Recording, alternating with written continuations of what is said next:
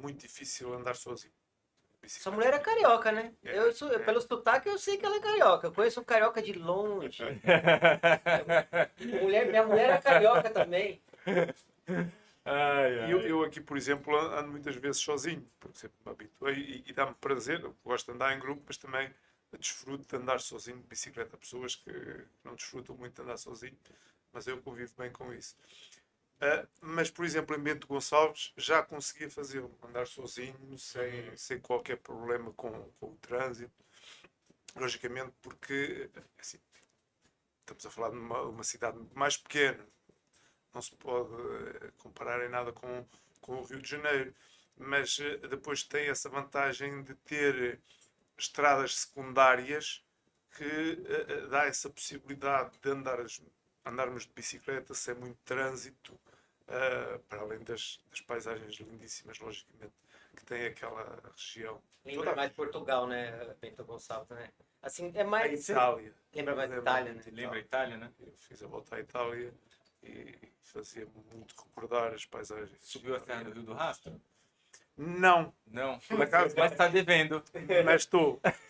E fiquei com curiosidade, porque muitas pessoas me falaram da Serra, eu vi algumas imagens, achei lindíssimo, e fiquei com essa vontade de voltar de lá. voltar e subir. É verdade. Olha, quando você for, me avisa que eu também quero subir ali, né? Porque Ele não vai...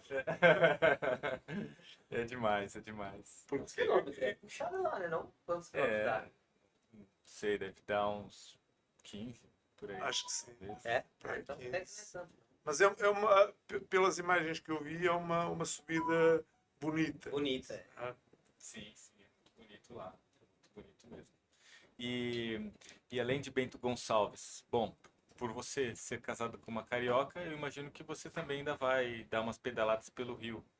eu dei durante o ano, andei muito com os vários grupos que existem no Rio, que são muitos, que se reúnem pelo menos todas as terças, quintas, sábados e domingos, no local que é o relógio, o nome do relógio.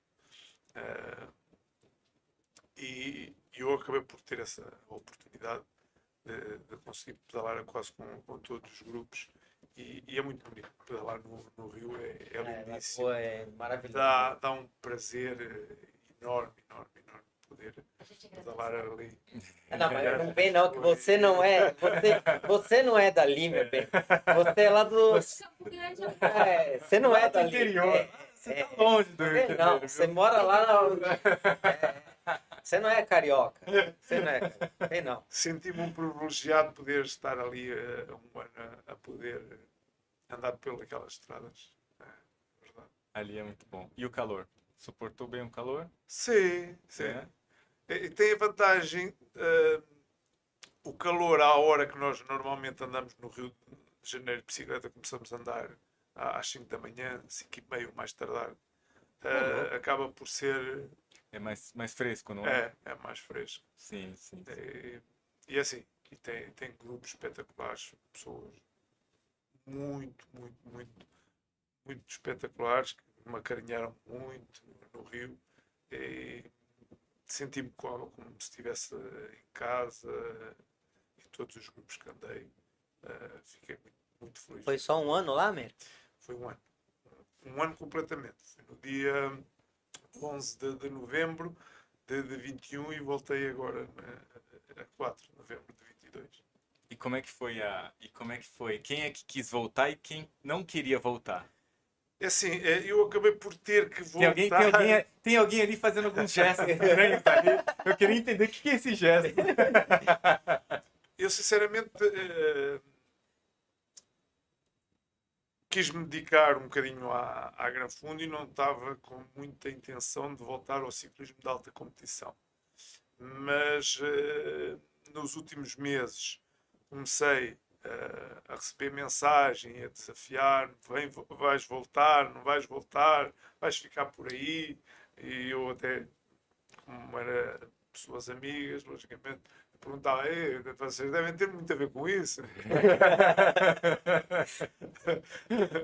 devem estar muito tristes por me estar a ver alegres, ou assim no género.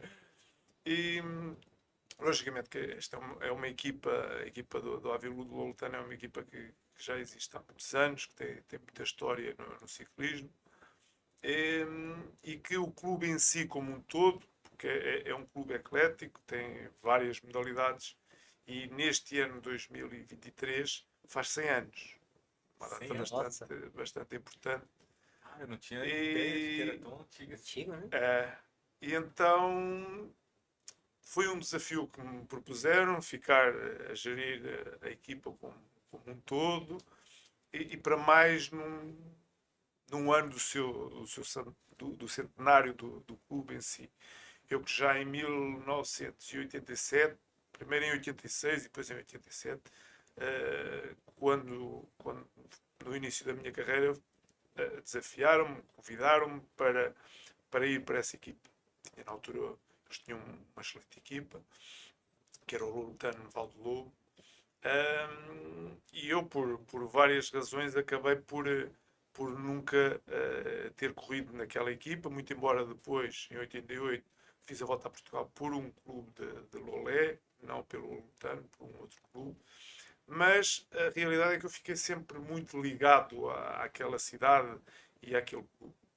E então, dentro disto tudo, dentro do que é o projeto que me foi apresentado no clube, de fazer de uma equipa, daquela equipa, uma equipa grande, de referência a nível nacional, e depois pelo seu centenário, por toda a história que tem o clube, e, logicamente, não posso negar também pela amizade que tenho com o que é o manager geral e o presidente do clube, foram tudo fatores que influenciaram muito eu voltar novamente a Portugal e voltar ao ciclismo de alta competição. Competição.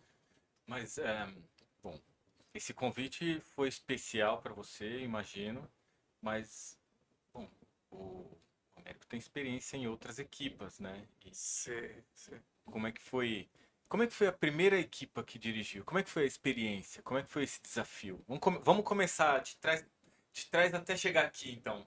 Uh, É assim, as coisas no ciclismo na minha vida aconteceram sem. Há pessoas que procuram as coisas e eu, de uma certa forma, a única coisa que eu procurei foi, primeiramente, o querer andar de bicicleta quando era miúdo, com 5 anos. Eu sou de uma família que o meu avô tinha sido ciclista nos anos difíceis da vida, onde se passava muitas dificuldades. O meu pai também andou de bicicleta, mas nem um nem outro nunca me influenciaram para que eu corresse de bicicleta. E não era um assunto muito comum em casa falar de ciclismo, muito embora se gostasse, mas não era um assunto muito comum. Um, o meu avô, muito embora tivesse sido ciclista, notava-se que tinha uma paixão muito grande, foi uma volta a Portugal, mas na altura havia vontade, mas não havia dinheiro. Logicamente, muito cedo teve que deixar de correr. E eu nunca percebi muito bem, mas ele, para além de não colaborar, não era não colaborar, não fazia muita questão que eu corresse de bicicleta. E eu fazia uma certa estranheza a essa situação. Depois, só muito mais tarde, é que eu me vinha a perceber o porquê, o envolvimento de várias situações que lhe aconteceram na vida, que eu, como único neto, como homem, ele teve alguma dificuldade em gerir essa situação, porque tinha medo que me acontecesse um acidente. Ele sempre me foi acompanhando, mas nunca incentivando.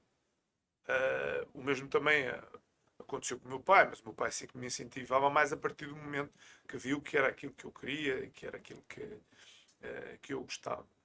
A partir daí eu comecei com 10 anos, a seguir ao 25 de Abril, um movimento que apareceu que era o ciclismo do amanhã, e fui escalando patamares com a idade até chegar a ciclista profissional. Sempre ambicionei muito correr no estrangeiro. E isso, felizmente, na altura, era difícil ir para o estrangeiro, nunca correram muitos ciclistas no estrangeiro. Naquela altura, hoje em dia felizmente sim, mas naquela altura sempre houve um ou dois ciclistas no máximo em cada geração a poder correr em equipas no estrangeiro. Foi o Joaquim Agostinho, um tal de Fernando Mendes, José Martins, mas andou sempre dois, nunca passou disso. E eu tive a felicidade, logo no segundo ano, de ser convidado para ir para o estrangeiro correr. Em que ano isso? Isso o primeiro convite foi em 86. Convite esse que eu não aceitei por influência de um amigo meu que achou que eu ainda era demasiado jovem para ir para um ciclismo a tão alto nível. Havia na altura uma diferença muito grande entre o ciclismo português e o ciclismo estrangeiro. E, muito embora já naquela altura me ofereciam 4 vezes mais do que aquilo que eu ganhava em Portugal, eu acabei por recusar, até acabou por ser uma situação bastante interessante, que foi, eu fui pedir opinião, porque na altura veio por carta o convite para a equipa, e o meu pai já tinha falecido e ele era a minha pessoa de referência, tinha corrido comigo no meu último ano, depois era meu massagista, e eu disse-lhe: tenho um convite para ir correr para a Espanha, para uma equipa espanhola, o que é que tu achas? E ele disse: não, acho que és muito novo, porque, estás a ver, tem havido poucos ciclistas que foram para lá e tudo mais, e achou, na realidade, eu para ir, deveria de ir um pouco mais tarde. Eu, ok, aceitei aquilo e disse para quem tinha recebido o convite: olha, diga que eu não vou. A pessoa que recebeu o convite, mas nunca falámos em verbas sequer monetárias, não se falou. Eu não falei com ele em dinheiro. E a pessoa que me convidou, quando eu disse que não queria ir, depois foi, como sabia que eu tinha essa relação de amizade com esse meu ex-colega de equipa, disse: então, ele dizia assim, o teu pupilo chama-se, quando é quase como um descendente, a pessoa com quem tu te aconselhas e tudo mais. Então, o teu pupilo não quis ir correr para a Espanha, ofereciam-lhe 4 vezes mais do que estão aqui a dar na equipa. E ele ficou assim um bocado estupefacto. Eu disse: mas eu não sabia que lhe estavam a oferecer esse dinheiro. E veio falar comigo: então, mas tu não me falaste do dinheiro. Você perguntaste? Mas foi. Eu disse: então, mas eu sempre vi o desporto e a minha forma de estar na vida dentro desses trâmites. O dinheiro é importante, Sim. mas fazer as coisas como deve ser é bem mais importante. E eu disse-lhe: então, mas o que é que tem a ver com o dinheiro? A tua opinião não é a mesma com mais dinheiro ou com menos dinheiro? Se eu era novo a ganhar pouco, também sou novo a ganhar muito. Por isso, mas é muito dinheiro, tu já vistes? Num ano ganhavas o que vais ganhar aqui em 4 anos. Disse: olha, a resolução já foi dada, esperemos que venha outra oportunidade. E felizmente veio. No ano a seguir, logicamente, o meu nível aumentou muito e voltou a existir depois de uma outra equipa espanhola, mas voltou a vir outra proposta para eu ir para o ciclismo espanhol, e eu aí sim que acabei por aceitar, e tive 8 ou 9 temporadas em Espanha, bem dizer, o resto da minha carreira desportiva, onde logicamente aprendi muito. As minhas vitórias não era aquilo que eu mais ambicionava, o que eu ambicionava era fazer aquilo que eu gostava e estar no sítio que eu gostava. E a Espanha proporcionaram-me isso. E a partir daí, quando deixei de correr, normalmente os ciclistas têm tendência, hoje cada vez mais. Mas peraí, que eu já não vou pular essa parte, que essa parte eu quero saber.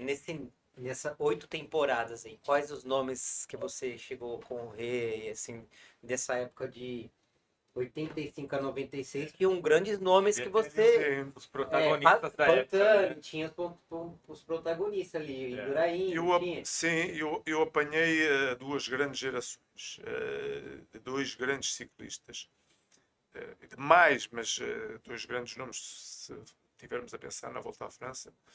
foi o fim da década 1, sim, de uma década de um, e depois o início do outro. Foi um ciclista que eu só tinha de ver na televisão e que tive depois o prazer de competir, que foi o Bernard Hinault. Foi o último francês a ganhar 5 voltas à França. E dava prazer de ver correr. Foi das pessoas que mais me impressionou. Logicamente o Indurain também, mas o Bernard Hinault impressionou-me muito. E eu consegui, acabei por estar na última fase da carreira dele. Depois, logicamente, apanhei o Laurent Fignon, o Greg LeMond, o americano, que ganhou ainda 3 tours, e, por sermos da mesma idade, toda a carreira do Miguel Indurain. Ou seja, a primeira grande corrida que o Miguel Indurain venceu começou em Portugal, no Porto, que ainda é denominada a Volta à França do Futuro. Na altura chamavam-lhe Tour de Porvenir, Volta à França do Futuro, mas que naquele ano, como Portugal tinha entrado na Comunidade Económica Europeia, denominou-se Tour da CEE. E porque Portugal entrou na Comunidade Europeia, esse Tour da CEE começou no Porto, atravessou Espanha, atravessou França e terminou em Turim, em Itália. E o vencedor foi o Miguel Indurain. Foi a primeira grande vitória dele. Muito embora fosse uma corrida que era por seleções e equipas profissionais, era ali um nicho, chamavam-lhe uma corrida Open. Open. Circuito da União Europeia, mais ou menos isso seria. Não, era o Comunidade. Tour da Comunidade Económica Europeia. Ah, sim. Então teve ali vários anos, eu corri naquele ano, depois corri no outro ano, começou em Itália, passou pela Alemanha, passou pela Bélgica, ou seja, era para assinalar um pouco todos os países que estavam dentro da comunidade.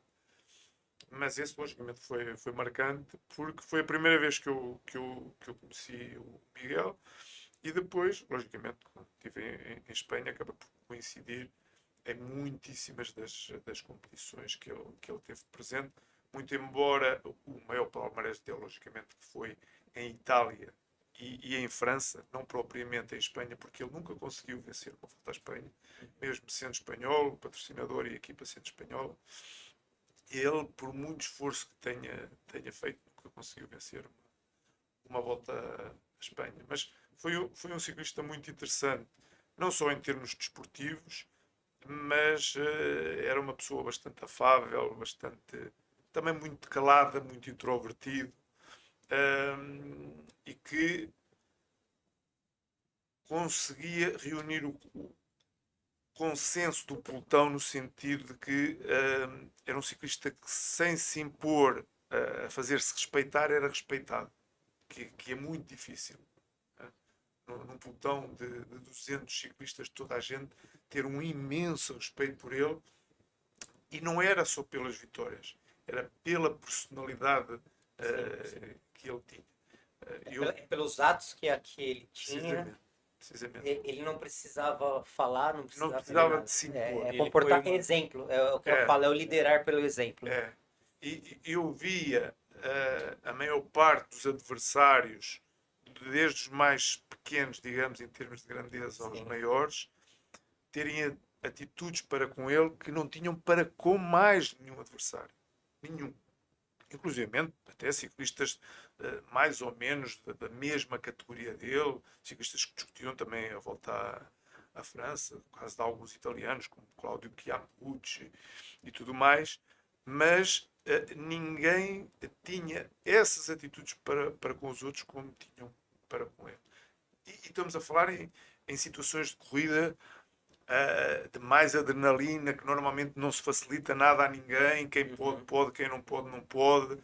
Se tens que fechar um adversário, fechas, não facilitas. E a ele, sim que facilitava. Quando viu que era o Indurain, parecia que entrava assim um respeito fora do normal. Porque ele, na realidade, depois tinha um comportamento que ninguém tinha. Não tinha uma má palavra para ninguém. Até mesmo em algumas circunstâncias, se o fechar é entalá-lo contra qualquer coisa, ou contra um adversário, naquelas situações de adrenalina, tens sempre aquela reação A questão, né, de reagir mal. Ele não reagia mal. E como ele não reagia mal, ninguém fazia isso propositadamente, e quando o faziam, sem ser propositado, pediam desculpa. E isso de todas essas, foi ímpar.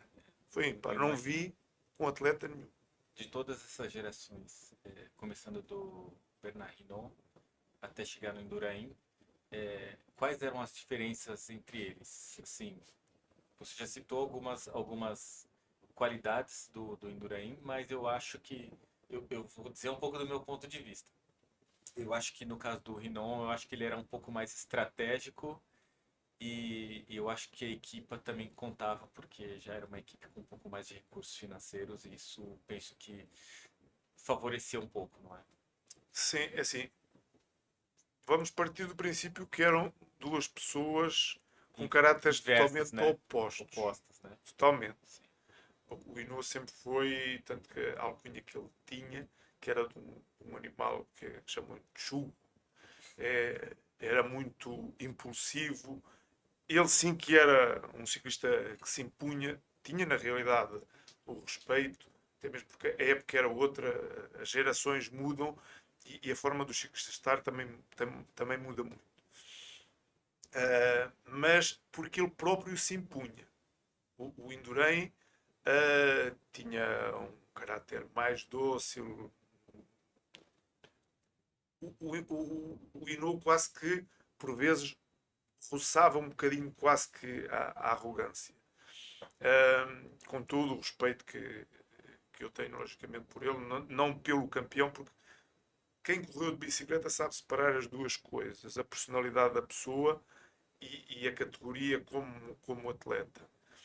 Por isso é que eu volto a falar, e normalmente quando cruzas toda uma carreira com um determinado ciclista, o caso do Indurain, quando és adversário, ao mesmo nível ou ao nível mais baixo, por vezes nunca tens essa admiração e esse respeito. É mais fácil teres admiração por aqueles com que cresceste a ver do que aqueles que correstes como ciclista.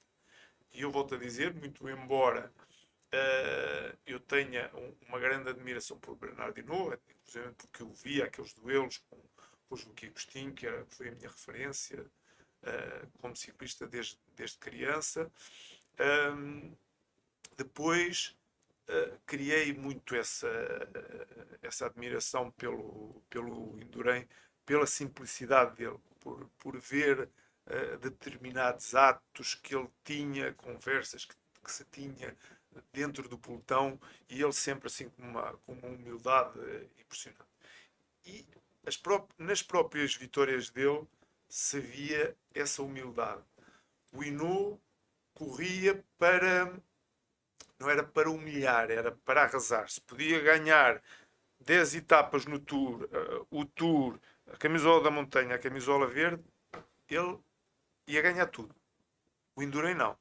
O Indurain ia para o Tour, em determinada altura viu que podia ganhar o Tour, e eu vou para o Tour para ganhar o Tour. Se ganho uma etapa ou se não ganho, não fazia por ganhar mais uma etapa, nem por ganhar menos uma etapa. Não era um ciclista super ambicioso. Isso tinha que facilitar, diríamos até que ele facilitava. corria na economia, ele economizava e fazia o que tinha que fazer.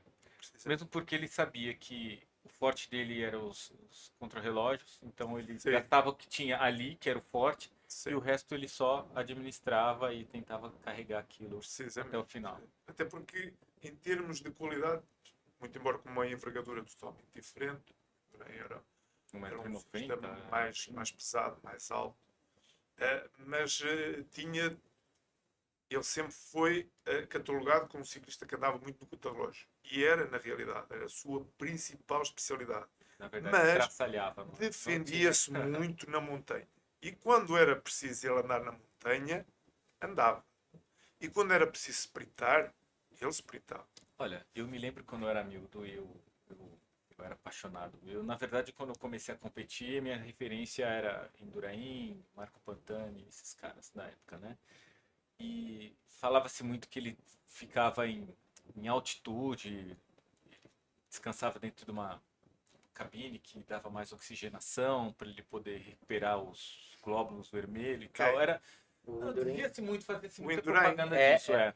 Não. Naquela Por altura isso ainda- que ele tinha uma capacidade pulmonar maior do que os outros. Isso sim. Contava-se muita história Isso sim. Isso. sobre Porque isso, que ele na era altura, naqueles diferente. anos, ainda não havia a noção.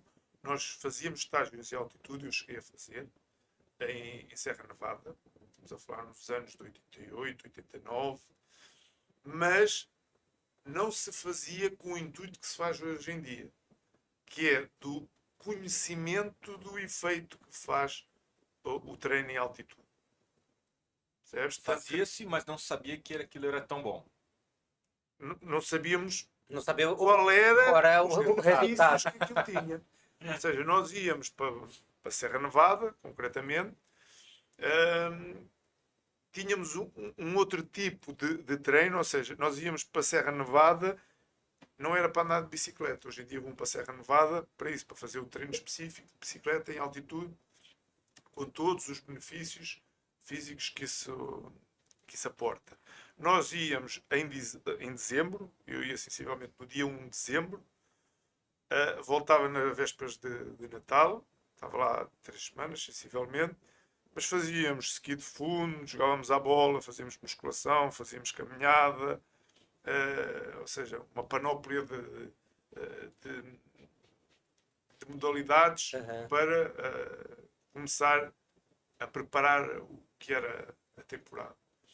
Notávamos que na realidade, quase que sem andar de bicicleta, fazíamos mountain bike também, mas sem andar de bicicleta, quando chegávamos a casa, pegávamos na bicicleta e parece que já tínhamos 3 ou 4 mil quilómetros, mas não sabíamos o porquê, não sabíamos das coisas em concreto. Agora, Ou seja, tem algumas pessoas que talvez vai assistir a gente e vai ficar se perguntando por que que treinar na altitude era tão bom? Quais são as consequências para o corpo?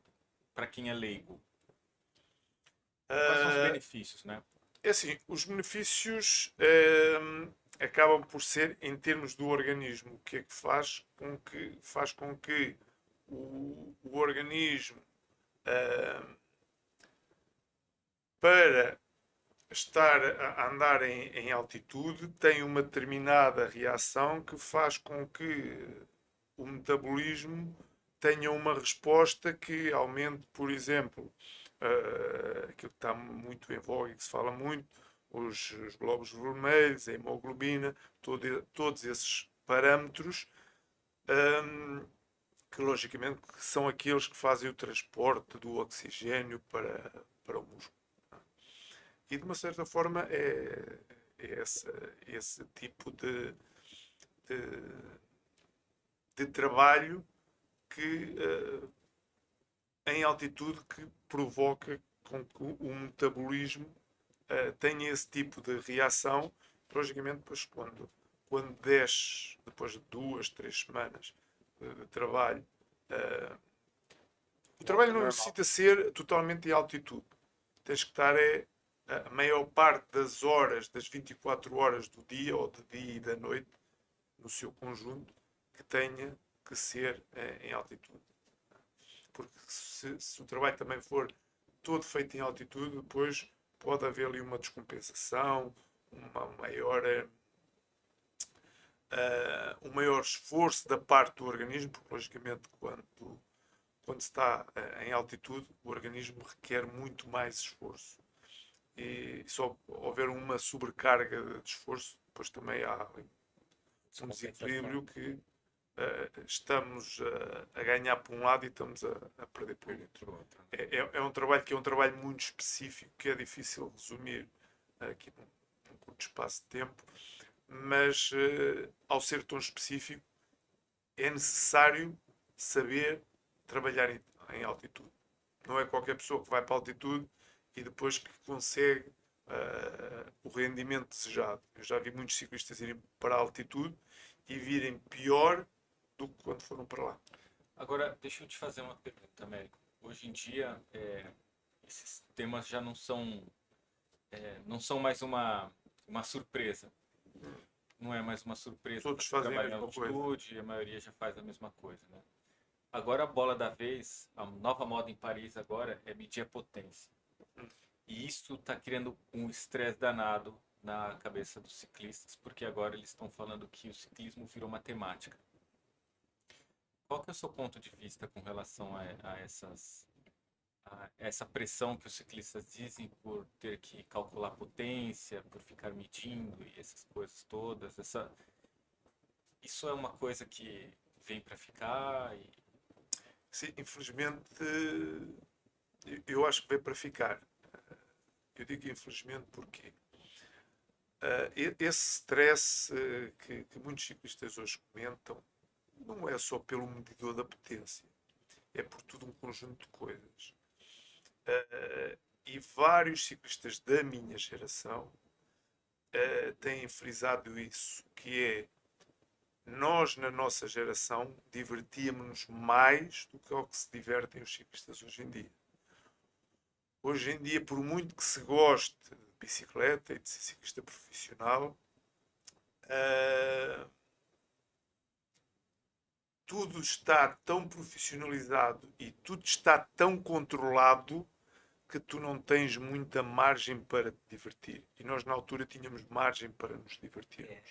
Isso aí eu passo isso no meu esporte. A gente chamava isso no jiu-jitsu, chama de old school, né? É o jiu-jitsu antigo, que tem uma certa filosofia. Todo o esporte hoje ele se profissionalizou. Então você perde um pouco daquela coisa Da antiga, da naturalidade, naturalidade. E é a evolução de tudo. Tudo É. se profissionalizou.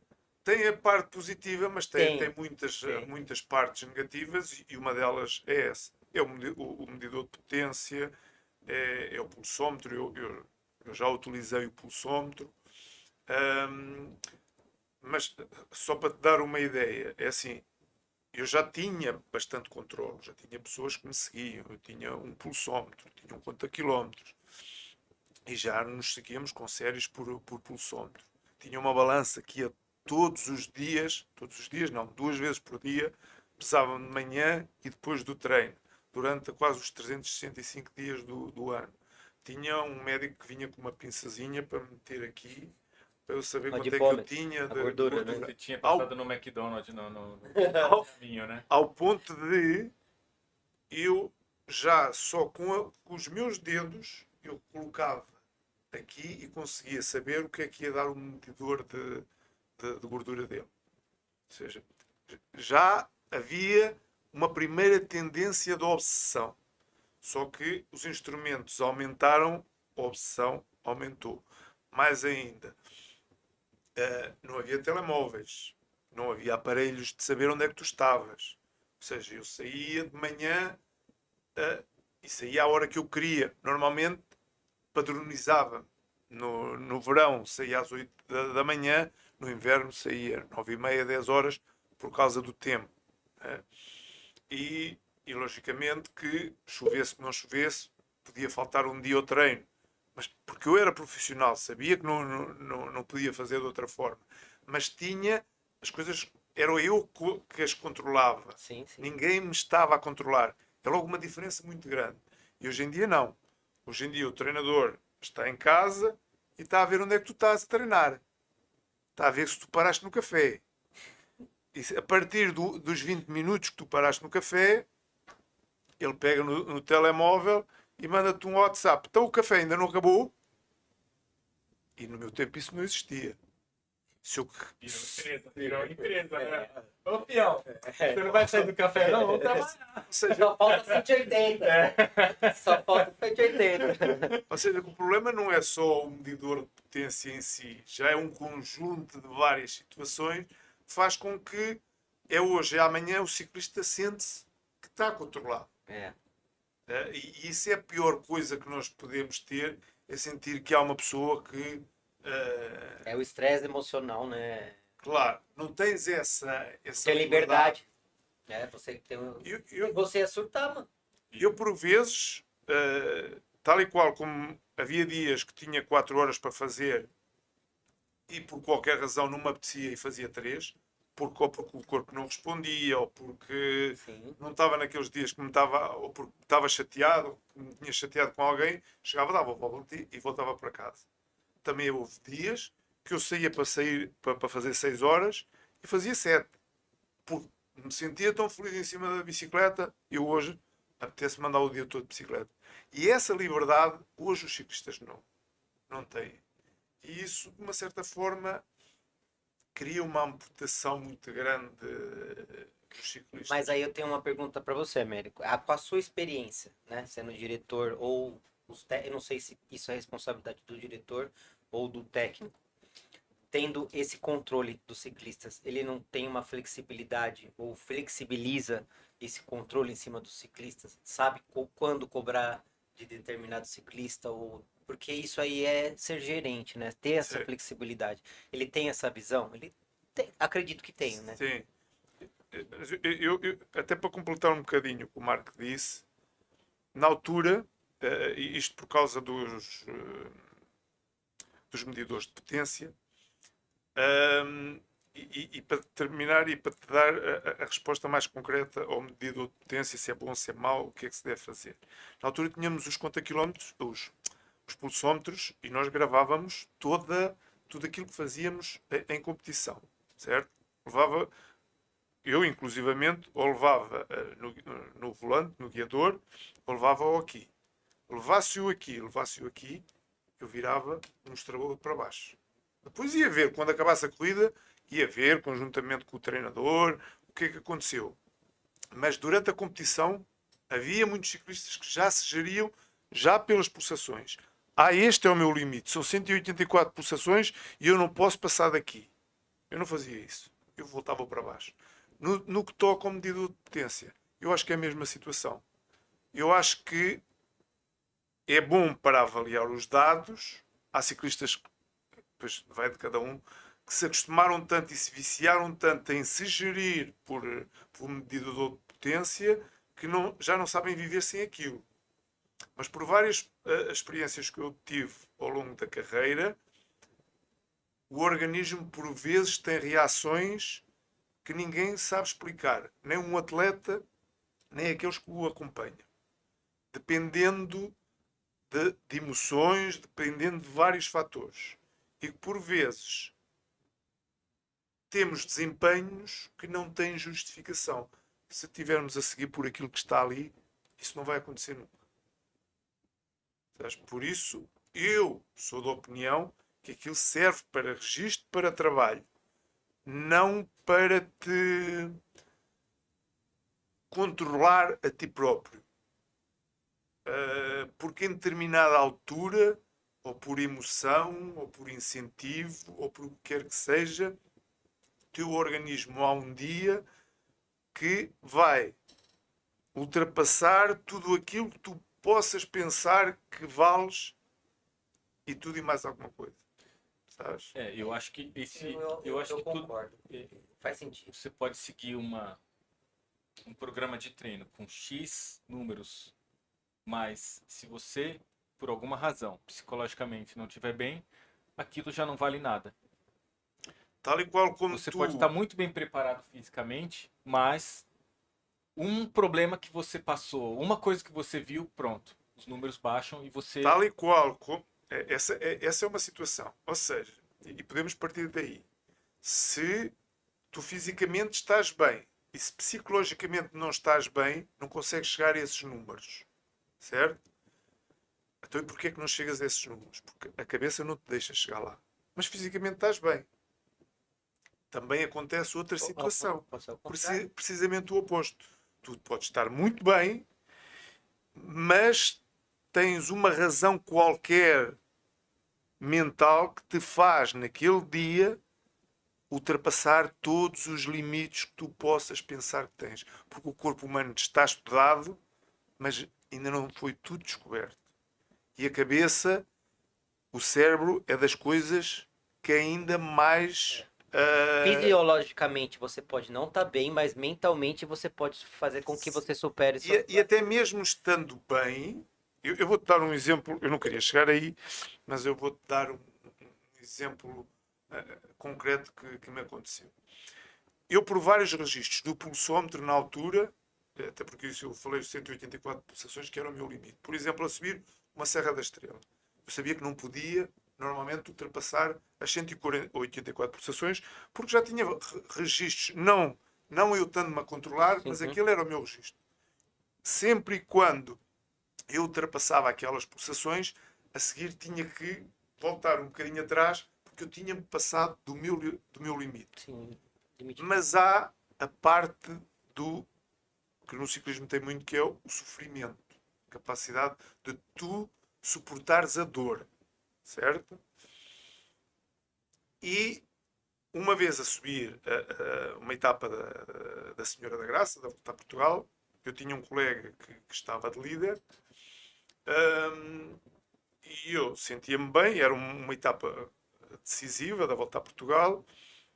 O diretor desportivo deu a tática dele, a subida da Senhora da Graça tem 8 km, e eu estava-me a sentir bem, ele lá deu a tática e guardou para a parte final, guardou-me a mim para a parte final, para fazer a subida, para trabalhar para o ciclista que tínhamos de líder na altura. Nós tínhamos um adversário que estava a 30 segundos, sensivelmente, que logicamente não se podia deixar escapar. E eu disse, olha, mesmo que ele, porque nós sabíamos que ele era especialista naquela subida, mesmo que ele arranque, mesmo que ele ataque, deixa que eu controle. Eu sentia-me com essa capacidade. E então assumi isso. Disse para o líder, olha, não vás atrás dele, que eu consigo controlá-lo ali à distância. Estava assumido. E ele, ok, se fazes isso, confio em ti. Entramos na Senhora da Graça, o adversário ataca, eu comecei, assim que ele atacou, ninguém respondeu, logicamente, até porque ele ia andar muito, só que ele ia andar muito mais que aquilo que eu pensava que ele ia andar. Eu comecei a ver ele meter, já na altura já tínhamos as mudanças, já não era aqui embaixo, era aqui na manete. Eu vi ele meter mais um andamento, e começou-me a ganhar metros. E eu disse, o que é que eu fui dizer na reunião? Eu comecei a sentir que íamos perder a Volta a Portugal por minha culpa, pela decisão que eu tinha tido de dizer, não, eu controlo. E ele ganhou 50 metros, e ganhou 100, e 150, e 200, e começou a desaparecer nas curvas. E eu, vamos perder a Volta a Portugal. E então houve qualquer coisa que se desligou dentro da minha cabeça, com a responsabilidade que eu tive naquele momento, e comecei a sofrer, e ele não se pode ir embora, e eu não se pode ir embora, e não se pode ir embora. Eu já nem olhava para a frente, só olhava para o asfalto. Só para a roda. Abri para o lado, faltava 1 km, e ele estava ali, novamente a 200 metros. Mas eu apetecia-me mais dar a volta para trás do que fazer o último quilómetro. Já não tinha outra, já estava Quando cheguei ao hotel, é que fui ver o pulsómetro, que ele ia na realidade 200 para baixo, não ia a 200, mas ia a 190, que para mim eram pulsações impossíveis. Sim. Ou seja, o que é que fez aquilo? Foi aquela responsabilidade que eu me coloquei em cima, e o incentivo que eu coloquei de que não podia que aquilo acontecesse, e que fez com que eu ultrapassasse, em termos do que era o meu sacrifício e a minha capacidade de sofrimento em cima da bicicleta, ultrapassou em muito aquilo que eu estava acostumado a fazer. Se eu fosse olhar para o pulsómetro, ele tinha ganho 1 minuto, e assim ganhou 5 segundos, 10 segundos. Sensivelmente, inclusivamente, até se vocês quiserem ver essa imagem, esse ciclista cortou a meta porque ele também olhou para trás e chegou a uma altura que deixou de nos ver, e a mim concretamente, que era eu que ia na frente, e quando cortou a meta, ele na realidade ganhou a etapa, só que o meu colega chegou logo atrás dele. E ele começou a dar a entrevista como se tivesse ganho 1 minuto. E depois disse, não, mas ele chegou atrás de si. Chegou. Ele pensou que já ninguém tinha encurtado esse tempo. Isto tudo para dizer que, na realidade, os incentivos que nós colocamos na cabeça, se não tivermos nada a controlar, nós nunca sabemos onde é que poderemos chegar. Legal. Tem uma pergunta? Tem. Estão fazendo as perguntas aqui pelo Instagram dele. E aqui o pessoal mandando um salve, um alô. O Luciano Rossato manda dizer: usar medidor de potência é bom. Marco, você ainda vai ter um. Eu faço isso com a potência, tem dias que nem olho. Então, pedindo para você falar do Cássio de Paiva. O Cássio Freitas, a gente ganhou uma volta a Portugal. É assim, o Cássio foi, juntamente com o inglês que esteve cá, um pouco antes dele, dos melhores estrangeiros que correram em Portugal. O Cássio ganhou uma volta a Portugal, fez segundo ou terceiro noutra, e foi um excelente ciclista. Excelente. Não só a correr nas corridas em Portugal, mas inclusivamente também fora. Em Espanha, chegou a fazer segundo numa etapa da Volta à Espanha. Foi um dos ciclistas de top. Segundo na volta à Espanha? Numa etapa. Ah, numa etapa. Numa etapa, não foi na geral. Segundo, numa etapa. Por acaso ganhou um colega meu. Estávamos a correr na altura em Espanha.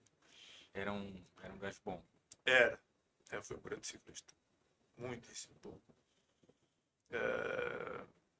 Nunca o tive como colega de equipa, mas tive como adversário. Uma excelente pessoa, logicamente. E um grandíssimo ciclista. Boa. Fala um pouco mais sobre o seu novo projeto lá na sua equipa. Como que está sendo esse trabalho, até com relação ao que nós falamos aqui? Vocês trabalham com medidores de potência? Como é que está sendo feito o trabalho lá? Porque eu não sei, eu penso que não é uma equipa que tem um orçamento muito grande, E mas tem bons ciclistas e eu queria saber de você como que vocês pretendem trabalhar daqui para frente, até porque eu acho que a meta de vocês é tentar alguma coisa na volta de Portugal, não é? Que é o grande objetivo da maioria das equipas daqui. Então eu queria que você fizesse um resuminho para falar sobre isso, depois a gente continua. É isso, é assim, as equipas em Portugal, logicamente, não têm os meios que têm as equipas no estrangeiro, nem de perto nem de longe. E logicamente, o controle que se faz lá fora, não fazemos aqui. Porque não temos tantos meios, não temos tanto dinheiro para investir nesses meios. Inclusivamente, o ciclismo estrangeiro, mesmo, como estávamos a dizer aqui, mesmo os diretores tendo a noção disso que estávamos a falar, do que causa esse grande controle em termos de todo o trabalho dos ciclistas. Esse trabalho vai continuar a ser feito e não vai ter retorno, porque neste momento o ciclismo, em termos de World Tour, já move muitos milhões. E logicamente que esse trabalho nunca vai ter uma regressão, e sim, cada vez vai haver mais controle. Tanto assim é que vocês hoje em dia veem ciclistas com 19, 20 anos a discutir voltas à França. Há uma ansiedade muito grande das equipas do World Tour e buscar ciclistas com 18 anos, buscá-los logo a júniores, à procura dos novos Pogacars da vida. Há um investimento até mesmo nessa parte. E logicamente, quando há investimento tem que haver retorno. E os jovens, se não tiverem este controle, logicamente demoram muito mais anos que era o que acontecia anteriormente. Porque é que aparecia um Indurain a ganhar o Tour com 24 anos ou 25? Por isso, porque passavam ali anos que ele não se exprimia tanto, digamos. Não tinha tanto controle e andava vários anos a aprender de uma certa forma, com a experiência. Para ganhar um Tour é preciso muita experiência e um controle muito grande do treino. que sabemos que com 19 anos temos muitos estes altos e baixos. E esse controle faz com que não haja esses altos e baixos. Porque está controlado. Mas eu hoje não me estou a apetecer. Mas não estás a apetecer, mas tens que o fazer. E logicamente que os jovens chegam muito mais cedo à maturidade do que chegavam na minha geração e nas gerações anteriores à minha. O ciclismo aqui, logicamente, como eu disse, não tem esse controle, mas dentro das nossas possibilidades e capacidades, logicamente, maioritariamente, quase todos os ciclistas que estão na equipa já trabalham com potenciómetro e todo o trabalho que fazem já é a partir daí. Nós fizemos um estágio em dezembro e vamos realizar agora um outro estágio que vai começar na semana que vem, no dia 23 ou dia 29, porque vamos ter a volta ao Algarve, com equipas internacionais, e as equipas que vêm cá já têm, logicamente, já não falando, que têm ciclistas do melhor que existe no mundo, com um patamar superior ao nosso, ainda por cima têm a vantagem de que chegam a Portugal no mínimo com uma competição por etapas. E nós vamos começar a correr com eles, no caso deste ano, com dois dias de competição. Outros anos era só com um dia de competição. E então eu vou aproveitar para fazer um estágio no Algarve para, de uma certa forma, encurtar essa diferença em termos que há em termos competitivos, para ver se conseguimos, em termos de treino, Sim. colmatar pelo menos essa parte. Porque não é a mesma coisa fazer treinos sozinhos do que fazer treino em equipe. E é isso, com os meios que temos, vamos tentar rentabilizá-los de uma certa forma, da melhor forma possível, para dar as melhores condições aos nossos ciclistas. Tá certo, é isso aí. E queria entrar num tema polêmico. Tem chat? Tem chat e outra coisa. Antes de ir pro chat, pedir para quem está nos assistindo para ir lá no canal no YouTube. Vai quem estiver nos assistindo aí, mandando pergunta, e se inscrever no canal. Aproveita e se Se inscreve. inscreve quem estiver assistindo que não é inscrito ainda, se inscreve no canal. Ó, desliguei o computador aqui embaixo, vou ter que ligar. Vai lá, manda o chat aí, qual a pergunta? Estão perguntando aqui para ele falar sobre o Uruguaio Moreira, que ganhou a última edição da volta daqui de Portugal. E o que você acha desses jovens de hoje conseguirão passar dos 30 anos? Conseguirão passar dos 30 anos em grande nível? Essa é a grande questão e é uma questão bastante interessante, e quem a está a fazer seguramente está bastante dentro do ciclismo. Isso é uma questão que eu já coloquei há 2 anos esta parte, inclusive numa emissão da Eurosport, não sei se foi uma etapa da Volta à França, que é a minha grande dúvida, é saber se estes ciclistas que começam tão jovens conseguem ter carreiras tão longas, por exemplo, como acabamos por ver até o ano passado o Valverde e outros. Eu acho que a minha opinião é que, ao se estar a espremer, digamos, ciclistas tão jovens, a carreira deles vai ser bastante mais curta. Bastante mais curta, e enquanto, por exemplo, na minha geração, um ciclista estava no auge da sua capacidade física, e a realidade é essa, continua a ser a mesma situação, com 28 anos, porque reunia a experiência, a maturação como atleta, reunia-se tudo na casa dos 26, 28 anos. Hoje em dia, como os espremem tanto com 19, 20 anos, aos 28 anos, 29 anos, possivelmente já estarão no final da carreira deles. A não estar no final da carreira, estão no final do auge. Quando nós, aos 28 anos, estávamos no auge da carreira. Eles, nos 28 anos, já estão, possivelmente, na fase crescente. E eu não estou a falar nisso. A gente já consegue hoje olhar para trás e falar assim, olha, lembra daquele ali que começou com 18 anos? Então, não surtiu tantos resultados. A gente deve ter algum caso no passado que a gente pode olhar e falar assim, aquele ciclista começou assim e depois caiu. O caso é que nas gerações anteriores nunca vimos ciclistas a passar com 18 anos a profissionais. Nunca. Esta situação é É inédita. nova. É nova. nova. Percebes? Se tu fores a ver, o Eddy Merckx ganhou, e estamos a falar dos melhores ciclistas da história, e vamos falar do melhor ciclista atual.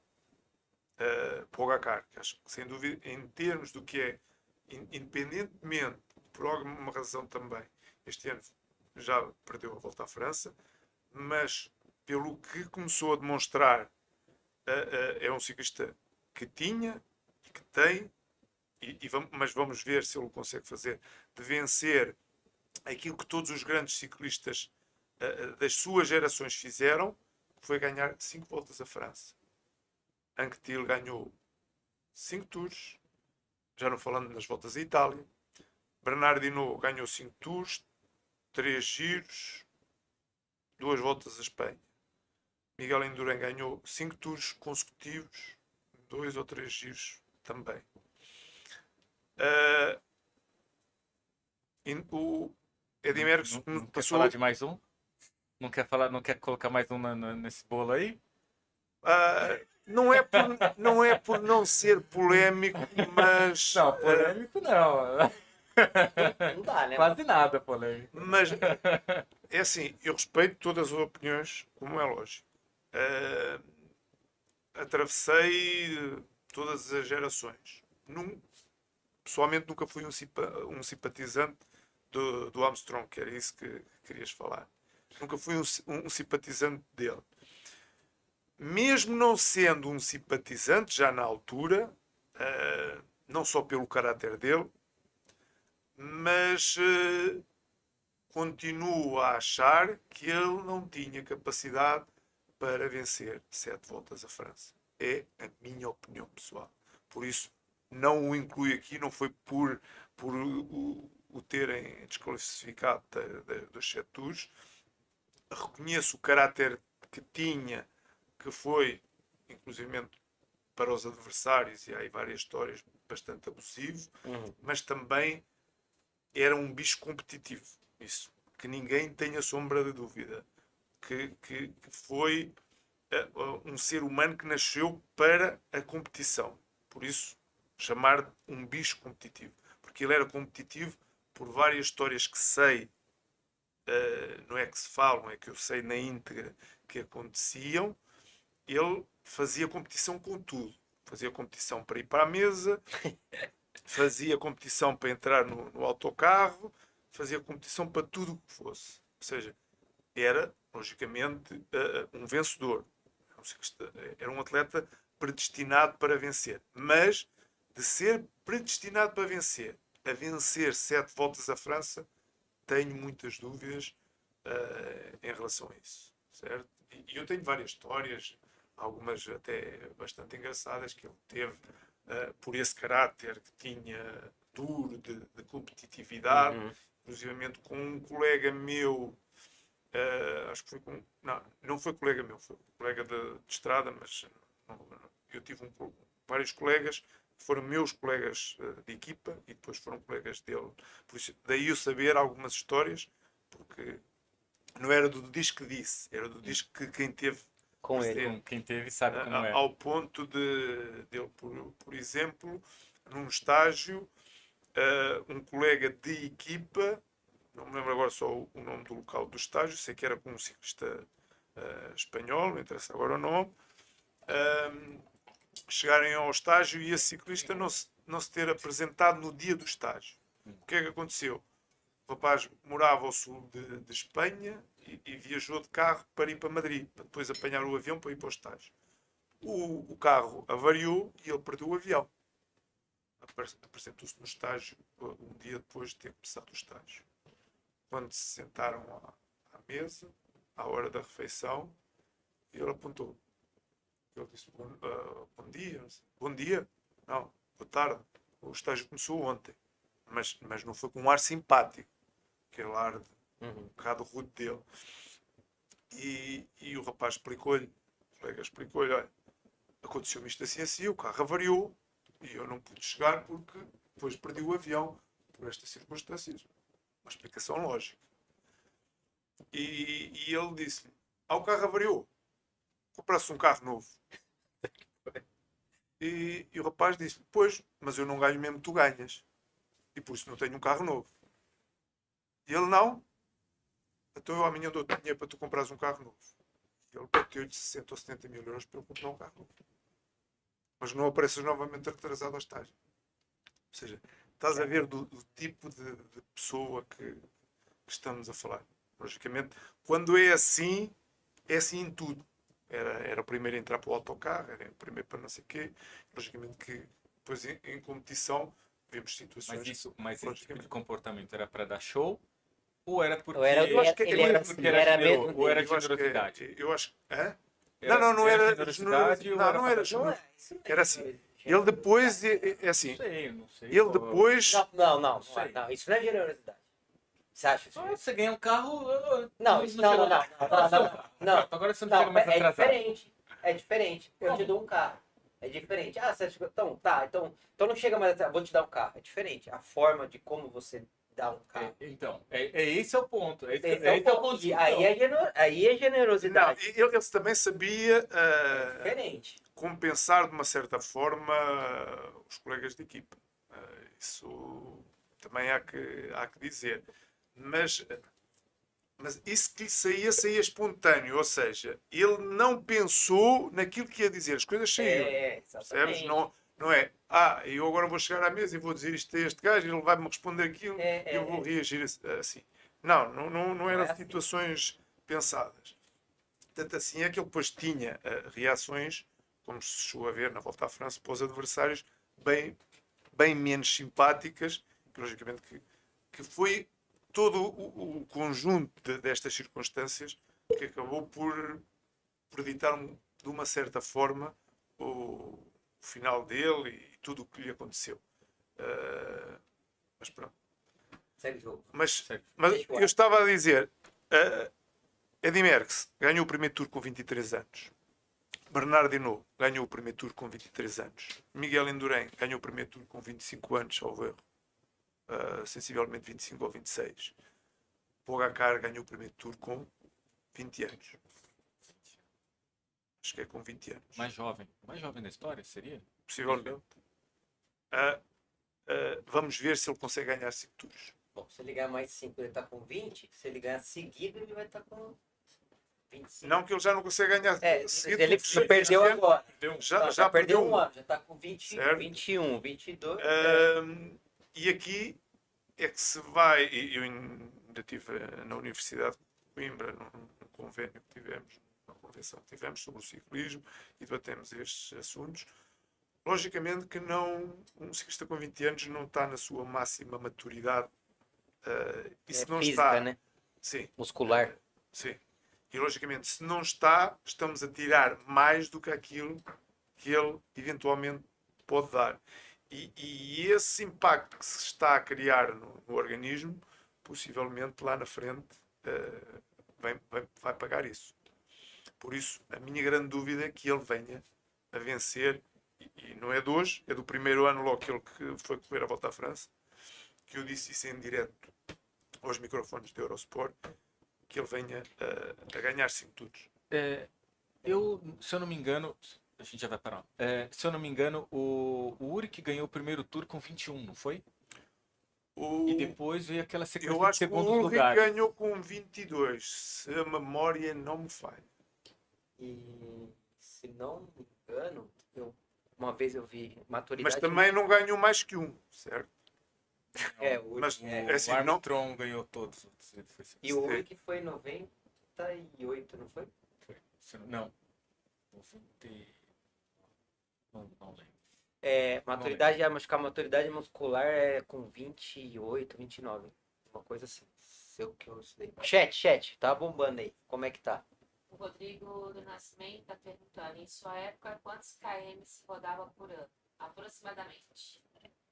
ao ano rodávamos 30 mil quilómetros.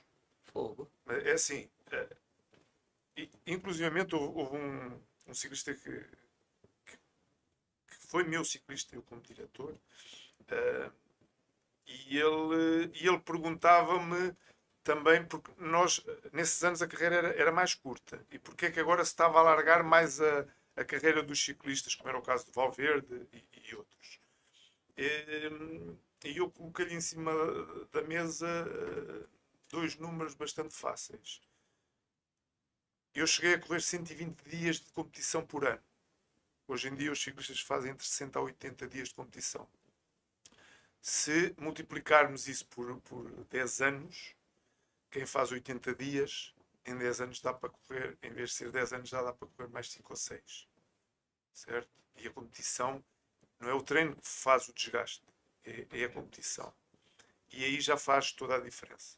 Mais ainda, nós, e é fácil de ver, a quilometragem do Tour, da Volta à Espanha, da Volta à Itália, inclusive da Volta a Portugal, as etapas, maioritariamente, andavam todas por cima dos 200, 220 km. Muitas delas com 250. Hoje em dia, as etapas, as mais longas, andam à volta de 200 km. E muitas delas têm muito menos que 200 km.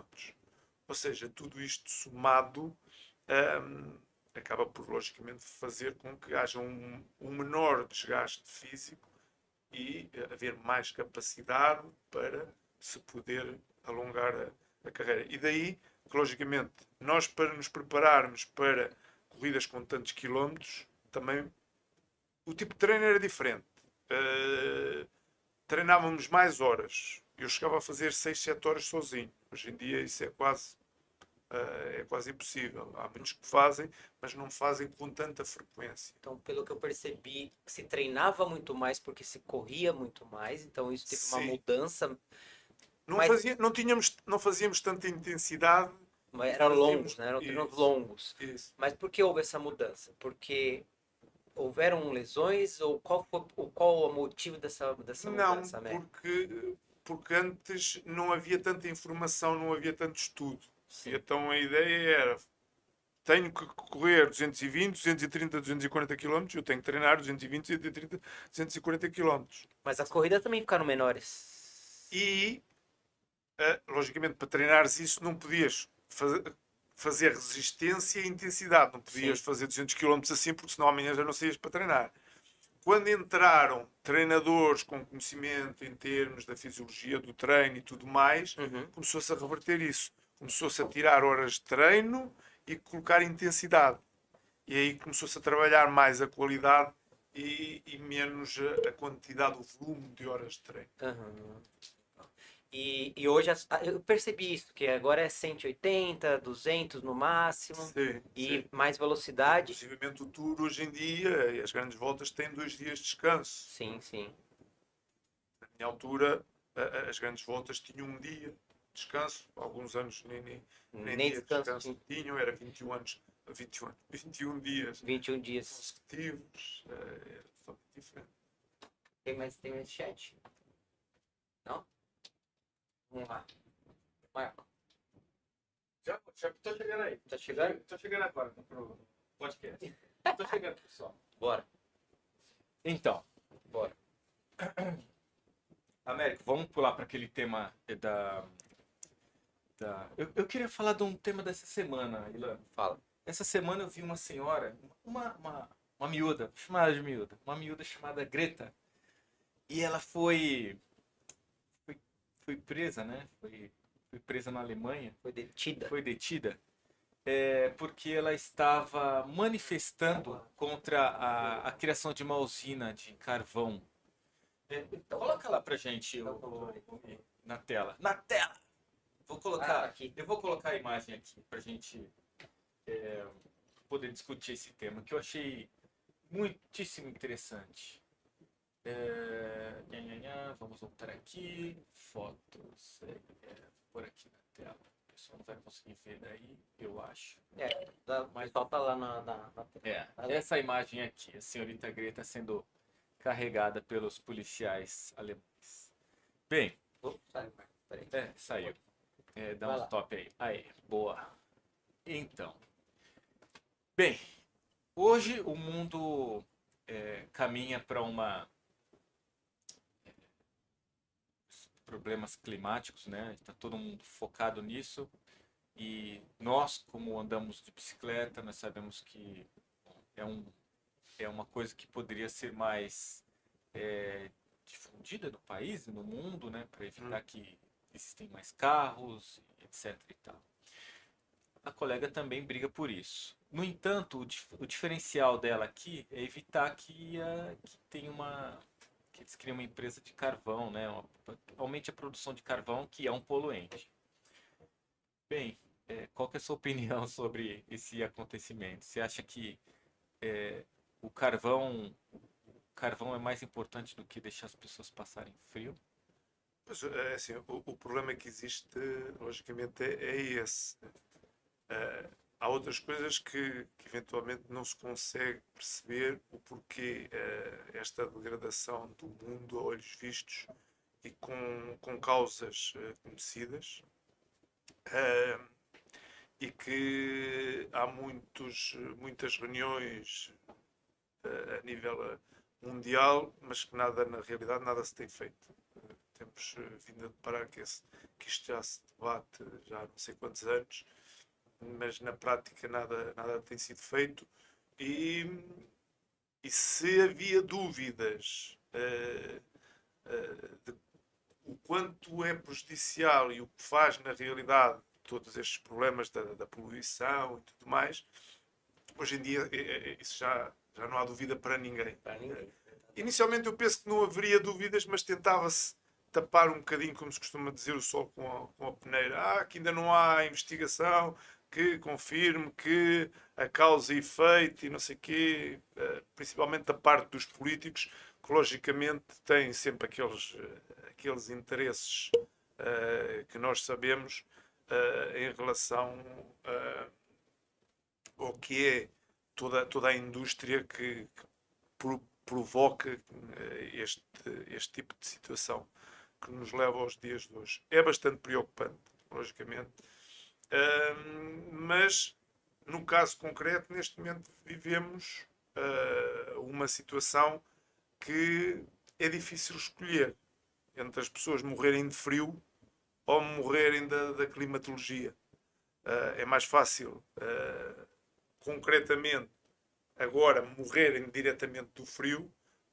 Se morrerem da climatologia, teoricamente será daqui a 20 anos, ou daqui a 30, ou daqui a 50, e a partir daí não saberemos o que é que existirá daí para a frente. Essa parte sim que é importante. Por isso, este problema deve-se ver como um todo e não desta situação em particular, que logicamente nomeadamente a Alemanha, neste momento vive uma situação muito complicada devido à guerra que existe entre a Rússia e a Ucrânia. E por isso não há muita escolha. Não há Não há muita escolha. Eu gosto de seguir política, não sou político, nem sequer tenho tendências nem de direita, nem de esquerda, nem de centro, mas acompanho porque isso faz parte do nosso dia-a-dia e interfere no nosso dia-a-dia. Mas logicamente que eu nunca percebi como é que a Alemanha entrou pelo caminho de se depender tanto do gás da Rússia. E não é de hoje que eu não percebi, é de há vários anos atrás. Por achar que a Rússia não era um país assim tão fiável como estar a pôr todos os anéis no mesmo dedo. Né? E para mais um país como a Alemanha, com a grandeza que tem, estar-se a depender de um só país em termos de fornecimento de uma coisa tão importante como é o gás. E agora, pelos vistos, neste momento concretamente, num futuro, irão eventualmente ter alternativas, mas neste momento não têm alternativas. Seria o plano B deles, não é? É o plano B. Não tem tem outro. Não tem outro. É no mínimo curioso, né? Porque é assim, não é em 2 dias que eles vão mandar vir Queimar um meia dúzia canalizador. de carvão e fazer energia Claro, pro país inteiro. ou mandar vir um canalizador e ligar uns tubos de gás e agora já temos outra vez gás. Não, eles estão a fazer, consoante temos visto nas notícias, acordos com outros países, mas isso vai levar anos a fazer novas condutas e tudo mais. Né? Por isso, é assim, eu concordo com todas as reivindicações, todas as partes democráticas, mas acho que esta, neste momento, não, concretamente esta, não faz muito sentido. Porque não tem alternativa. Legal, legal. Toda semana, aliás, toda semana a gente vai colocar um tema aqui, né, Ilan? Um tema Isso da aí. semana para a gente discutir, para ver a opinião dos nossos convidados. E eu acho que é super bacana fazer isso. Com certeza. Inclusive, gostei muito da opinião dele. A minha opinião é. Ah, cala a boca, mulher.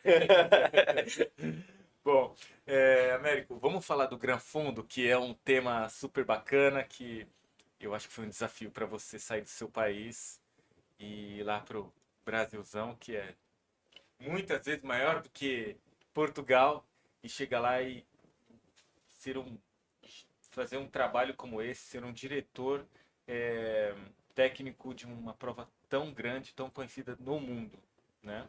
Que é o Gran Fundo de Nova York. Assim, foi um desafio muito, muito grande, mas por sua vez também bastante compensador. Grande no sentido que no Rio Grande do Sul nunca se tinha realizado um evento desta grandiosidade, e quando vais para uma região onde nunca se realizou um evento assim e onde não há muita gente que possas recrutar, porque não é uma pessoa que faz um evento, não são duas pessoas que fazem o evento. Nós, só para teres uma noção, só na estrada tivemos cerca de 200 pessoas. Nossa, 200 Gente, pessoas. staffs para Sim. ajudar. Porque nós passamos por 6 cidades. Certo? E logicamente isso, para ter segurança na competição, tens que mexer com muita gente. E tu tens que recrutar muita gente. Tens que recrutar muita gente e tens que ensinar muita gente aquilo que tu sabes. E não é fácil chegar e conseguires arranjar pessoas que tenham esse conhecimento ou que num curto espaço de tempo consigam absorver tudo aquilo que tu pretendes para o evento. Tanto assim é que eu inclusivamente tenho aqui mensagens no meu WhatsApp de um prefeito de uma das cidades, nomeadamente da Farroupilha, a parabenizar-nos pelo evento, com a noção, porque nós recrutamos pessoas de cada uma das cidades onde passou o evento, com a noção clara de que não fizeram tudo o bem que deveria ter sido feito, mas também com a noção de que aquilo tinha sido um ensinamento para as próximas edições. Mais gratificante ainda foi, logicamente, sentir que de todas as cidades onde passámos, toda a gente envolvida, e nomeadamente da parte das prefeituras e dos prefeitos, ficaram muito satisfeitos com o trabalho que nós realizamos, com o retorno que nós demos, ao ponto de todos os ciclistas daquela região, das várias cidades, sentiram que o evento não serviu só para aquele dia, não serviu só para aquela semana, mas abriu-lhes portas a eles próprios que vivem lá, e isso é a parte que mais compensa a quem anda de bicicleta e quem gosta de ciclismo, é deixares um legado. Quando recebes uma mensagem a agradecerem-te que deixaste um legado na região, isso é a maior compensação que tu podes ter. E foi isso que o Gran Fundo de Bento Gonçalves deixou no Rio Grande do Sul. para além de se ir realizar mais 2, 3, 4, ou seja, o número de edições que se realize, a primeira edição já deixou um legado, já abriu portas a todos os grupos, a todas as equipas da região que vão bater à porta das prefeituras e que vão ser recebidos com uma determinada importância. Da parte da prefeitura, por exemplo, de Farroupilha, está aqui. Se quiserem até posso colocar para vocês ouvirem, que o prefeito disse claramente: nós queremos ser a cidade do ciclismo no Rio Grande do Sul.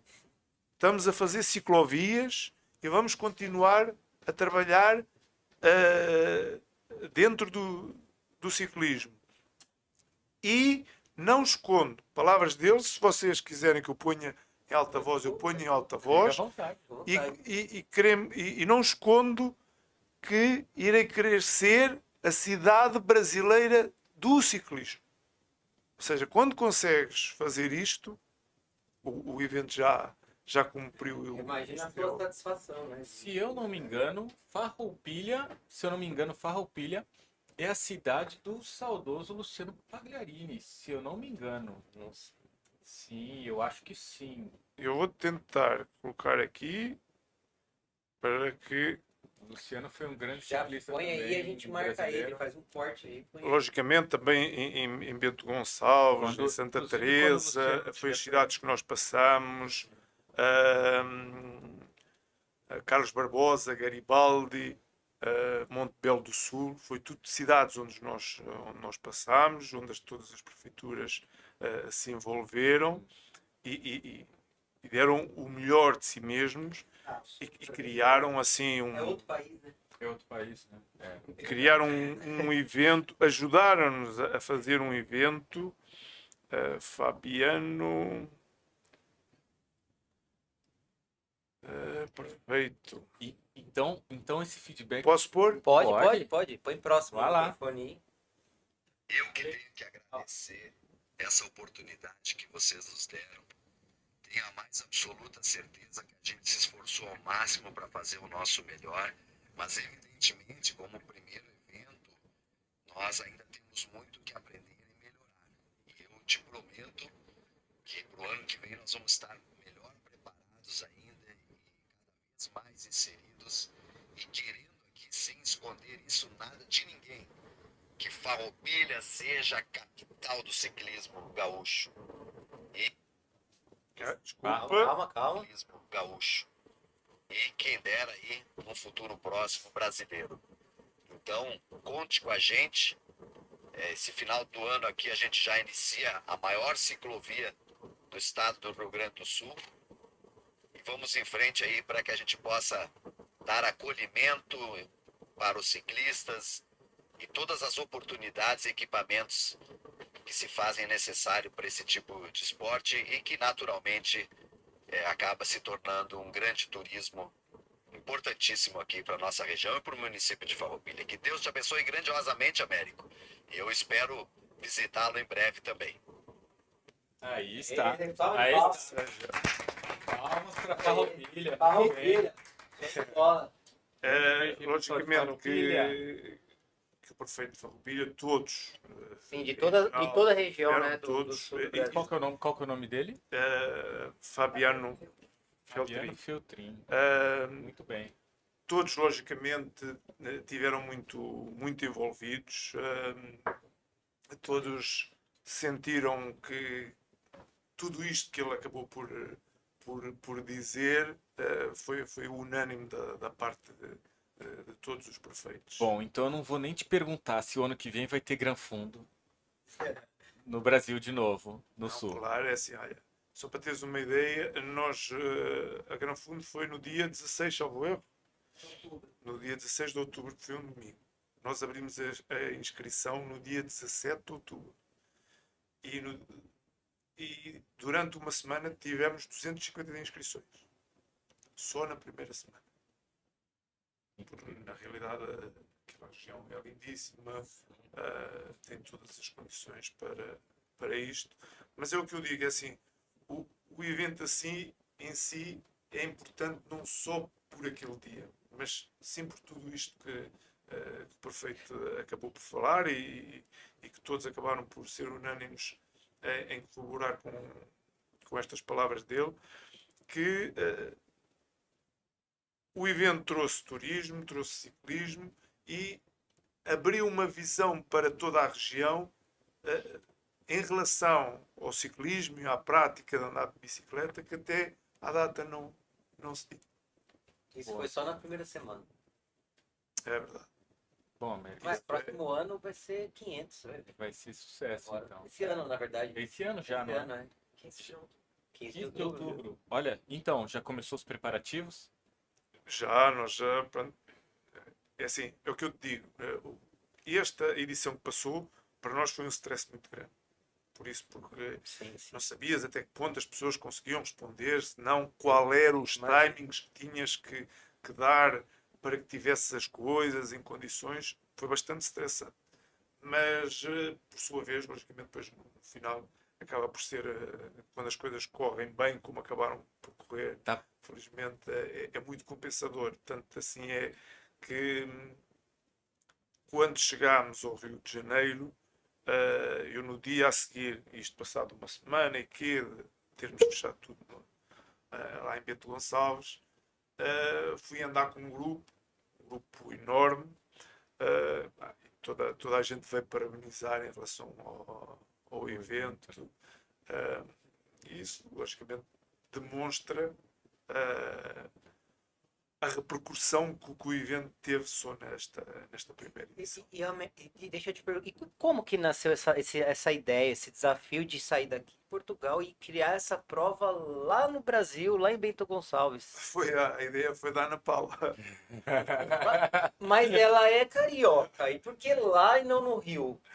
Ana Paula, por favor. Participe. Participe. Aqui, ó, aqui. Olha, você não tem câmera pra você, mas você pode falar no microfone aqui, ó. Ai, ai. Ela tá um pouco tímida, mas ela vai falar. Fala É, um você pouquinho. pode falar. É. Pode empurrar Arrumou um aquela- problema. daqui, pode empurrar. Arrumou. Fala. Isso. Então, preciso chegar assim perto? Pode. Fala. O que acontece? O Gran Fondo Nova York, ele hoje está em 22 países, são 33 etapas mundiais. E uma das características muito fortes do Gran Fondo Nova York é a questão, justamente por ser etapas em vários países, ele atrai muitos estrangeiros para essas etapas, né? Uhum. E, assim, uma coisa que eu acredito muito é você fazer coisas diferentes em lugares diferentes. Nós tivemos o convite, porque o que aconteceu? Eu trouxe o Gran Fondo Nova York para Portugal e fizemos aqui no ano de 2018. 2019 a gente não teve edição por conta dos incêndios que aconteceram em Portugal. E depois veio pandemia, enfim, a gente não conseguiu fazer. O Gran Fondo do Brasil tinha sido encerrado em 2019 e os Estados Unidos, os donos da marca queriam reativar o Gran Fondo do Brasil, porque, enfim, para você ter ideia, o Gran Fondo em Nova York recebe todo ano pelo menos 800 brasileiros. Uhum. É o segundo país com maior participação do Gran Fondo Nova York. E eles queriam reativar, logicamente, a marca no Brasil. Tiveram, assim, imensos pedidos, né, de muitos organizadores querendo fazer, mas eles me ligaram e falaram: Ana, a prioridade é sua e a gente prefere trabalhar com você no Brasil. Você abraça esse desafio? Eu falei: poxa, mas vocês me mandaram para Portugal, agora quer que eu volte para o Brasil? Mas vamos embora, tudo bem, vamos embora. E aí falei para o Américo: olha, o que você acha? Vamos? É um desafio? Ele falou: vamos embora, eu topo. Eles queriam, Nova York queria muito que essa edição de retorno do Brasil fosse no Rio de Janeiro. E eu tive contato com as autoridades do Rio, que abraçaram o projeto, queriam muito que a gente fizesse o Gran Fondo no Rio. Mas eu me debatia com eles, falei: olha, mas o Rio de Janeiro não precisa de turismo, de bicicleta, né? Eles têm carnaval, já existem outras provas que acontecem no Rio de Janeiro, a gente vai ser mais do mesmo.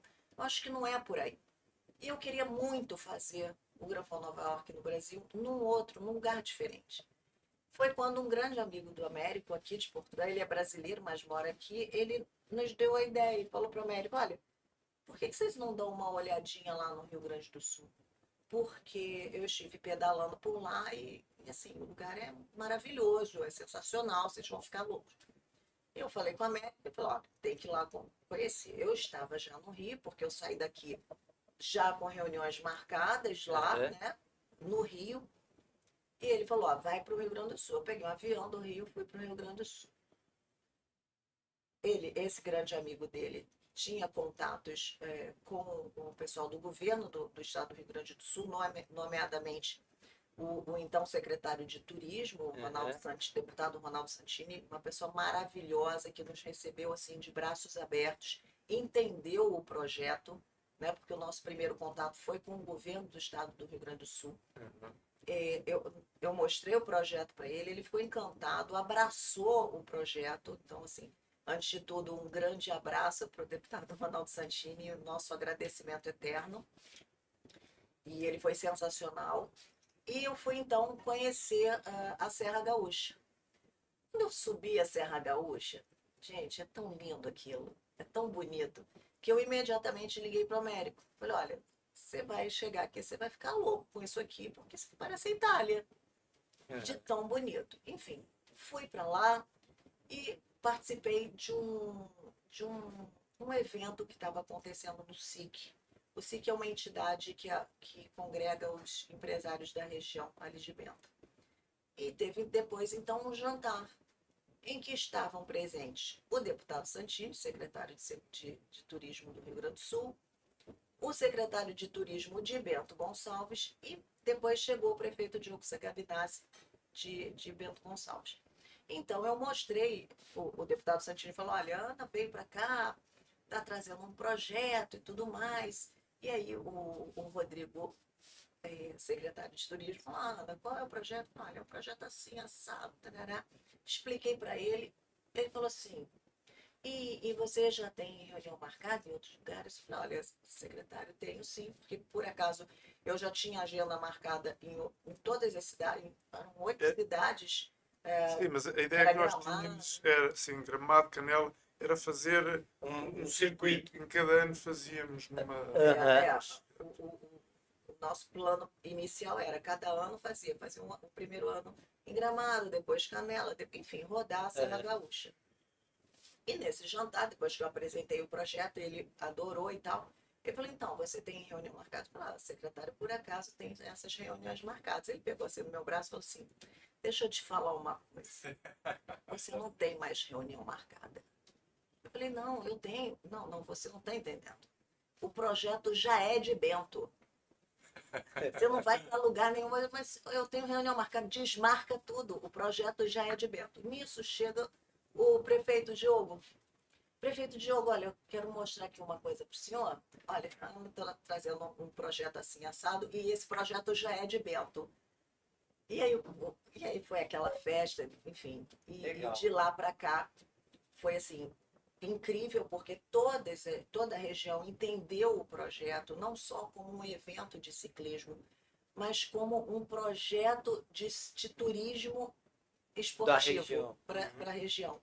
E de lá para cá, assim, foi a colaboração de todos, depois o deputado Santini saiu da Secretaria de Turismo do Rio Grande do Sul, entrou o doutor Rafael Ayubi, que substituiu na secretaria, pessoa maravilhosa, sabe, todos os prefeitos de Bento, de Garibaldi, de Farroupilha, Monte Belo, Santa Teresa, Garibaldi, enfim, e Carlos Barbosa, e o pessoal da Secretaria de Turismo do Rio Grande do Sul, lá com a Cláudia Amara também. E eles... Foi maravilhoso. E assim, Então, eles não só para quiseram... dar uma dica, então eu vou dar um alerta aqui. Então, para outubro já tem a próxima, próxima edição. Já está marcado, 15 de outubro. Tivemos lá Já foi português e divulgado? tudo. Já foi divulgado? Já. No Já, Brasil? Já Já está inscrições abertas? inscrição? Olha, nesse primeiro ano nós tivemos 10 diferentes nacionalidades no Granfão de Bento.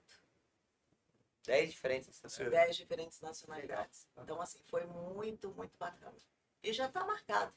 Porque, inclusivamente, eles colocaram todos, independentemente da experiência ou falta delas, colocaram todos os meios que tinham à nossa disposição. Inclusivamente naquilo que é mais importante, que é a segurança. Eu tive várias reuniões com as várias forças de segurança. Eles ficaram bastante assustados com o evento. Era o que eu dizia, nunca tinham feito nada igual. Eles não sabiam o que é que tinham que fazer sequer, mas tiveram sempre uma humildade de tentar saber o que normalmente é difícil com as forças de segurança. Ouvir. O que é que você quer que nós façamos e de que forma. Tivemos várias reuniões. E eu disse-lhes, olha, é assim, para vocês se sentirem mais à vontade, eu vou fazer um evento teste. Vou reunir um grupo de 70 ou 80 ciclistas e vocês, cada uma das forças de segurança, mete um ou dois efetivos e nós vamos coordenando e fazendo de conta que isto é a Gran Fundo, só que em vez de ser 1000, são 60 ou 70. E eles, ok, então vamos fazer isso. Eu coloquei aqui num grupo de WhatsApp pequeno, restrito, para não... Apareceram 200 pessoas. Boa! Eles quando viram 200 ciclistas. Tivemos Isso porque era o grupo de teste. isto que era o grupo de teste. O evento de teste foi no domingo, na segunda-feira, uma reunião de urgência. E eles disseram: você Era não... só o teste. Epá, nós estamos um bocadinho assustados, vocês não podem fechar as inscrições já às 800. É lógico que nós íamos buscar a rentabilidade do evento, é nas inscrições, como é óbvio. E nós tínhamos prometido à Prefeitura colocar 1000, 1200. Mas é assim, mas era complicado estar depois a colocar mais de 800 e depois haver um problema e logicamente a responsabilidade depois já era mais nossa, é lógico, das forças de segurança. Disse, ok, não tem problema. Se vocês se sentem confortáveis com os 800, nós vamos fechar as inscrições aos 800. Então fechamos as inscrições aos 800, fizemos um evento para as crianças, com 150 crianças, fizemos uma feira de 3 dias e foi um marco histórico e eles agora já se sentem à vontade, já conseguiram perceber o evento, mas não foi fácil. Passar por 6 cidades. Agora já pode ser 1500. Agora, a partir daí. Mas houve essa união de esforços. É, isso é bacana, né, Américo? Agora de atingir a toda a meta, gente vamos dobra a para- meta, né? 20 de meta, 20 dobra a meta. 20 dobra a meta. O fácil é dizer venham para cá e tal, não sei o quê. Depois o difícil é estar ali, acompanhar e fornecer os meios que necessitávamos. E nós nisso fomos bastante felizardos, como costumamos Não, é dizer. verdade. Quando você tem a cooperação, o ouvinte do outro lado, não, mas eu não sei fazer, mas como eu faço? Isso. De que forma eu faço? Isso é a melhor coisa quando você trabalha em equipe. Da parte do turismo, da parte da prefeitura, da parte da Secretaria do Desporto local e da parte do governo também, do Estado. Assim. E do staff também, de querer, de ajudar, de fazer. Totalmente. E vocês Regressaram- contrataram o povo da cidade mesmo lá para trabalhar, entregar água, de trabalhar. Legal, isso é, Foi todo mundo. Tínhamos camisetas, entregámos a todos, batalha a todos. Foi Bacana, bacana. muito legal. E aí, Marco? Chegamos? É assim, eu tô muito feliz de ter recebido o Américo aqui, né? Acho que a gente conseguiu entregar tudo que a gente queria. Apesar desse bug aí no começo, né? Mas, pronto, acontece, né? Bom, eu acho que é isso, Ilan. Você tem algum tema para Não, também estou muito feliz É? aí de ter essa aula de ciclismo que nós tivemos hoje. Próxima atitude. Oi? Próxima atitude. Ah, Pô, fala aí. Você que tá aí sorridente, tá quase mordendo a orelha. Bora. Nós temos uma prática aqui, que a gente costuma perguntar qual é a próxima latitude dos nossos convidados. Ou seja, qual é a sua próxima ambição? Se você tem alguma viagem, algo que te encante assim para um futuro próximo. Fora o Gran Fundo de Bento Gonçalves. Ah, tem de Cascais, a gente não falou, né? Nós estamos a tentar reativar, inclusive porque temos essa dívida com as pessoas que se inscreveram em 2019 e por causa desses problemas dos Pandemia? fogos. Não, dos fogos. Em Por 2019 causa do foi fogo, né? por causa Do fogo, né? Ah, dos tá. incêndios que não nos deixaram realizar o evento. E então voltámos a ter conversações com a Câmara de Cascais para poder, agora ainda em 2023, poder realizar o evento. Mas, sinceramente, o meu foco neste momento e a minha maior ambição está direcionado, logicamente, com voltar a fazer outra vez o segundo evento em Bento Gonçalves e com toda a experiência que todas as pessoas envolvidas, não sou eu, mas agora todas as pessoas envolvidas, conseguem dar mais daquilo que deram no primeiro evento, o que vai fazer com que o evento se torne ainda mais grandioso. Sabemos que a divulgação de todos os que estiveram presentes foi muitíssimo grande e o feedback que eu recebi logo que cheguei no Rio de Janeiro. Mas a minha ambição neste preciso momento e o meu foco, até pelo menos até setembro, que vai ser na altura que depois iremos viajar para ir fazer lá o evento em Bento Gonçalves, vai ser a equipa da Vila do Voltano, que quer, na realidade, transformar aquela equipa numa equipa de referências. Não me canso de referir, não só pelas vitórias, mas pelo respeito que quero que a equipa sinta que tem de todos os adeptos do ciclismo. Essa é a minha ambição. Não tenho viagens que ambiciono fazer, não tenho mais nada neste momento que ambiciono mais fazer do que o ano passado, por exemplo, para além do evento que fizemos em Bento, foi fazer a de Nova Iorque. Eu próprio fui participar. Estavam. Ó, parabéns. Eu falo, É que não tá mal ainda. esse é o famoso velho bravo. Bem bravo ele, né? 6.000 participantes e é uma experiência. Subiu no pódio? E é uma experiência. Que maldade. Nova York, em Nova York, eles subiram. Uma experiência inesquecível na ponte de George Washington, que eles fecham o tabuleiro inferior só para partir o evento. E depois com o som às 7 da manhã, salvo erro, é impressionante. Só estando lá e vivenciando aquilo é que... E então foi uma experiência muito, muito interessante. Eu tinha ido a Nova Iorque, mas de passagem, nunca tinha lá estado. Fiquei impressionado também, não só pelo evento, mas depois os dias que lá ficámos, a facilidade que tive para andar em Nova Iorque de bicicleta. Percorri toda Nova Iorque, sem qualquer tipo de... Fomos a Brooklyn. Fecha o Nova York inteiro. Visitei... Pedala Nova York. Não para pedalar. Não para pedalar. Sai da George Washington e vai para New Jersey. Ah, tá. Mas pedalar depois Mas durante depois durante a semana pedalei e sem problemas com trânsito, até mesmo porque eles têm bastantes ciclovias, e acabei por conhecer Nova Iorque, bicicleta, coisa que eu pensei que era muito difícil de fazer, e foi incrível.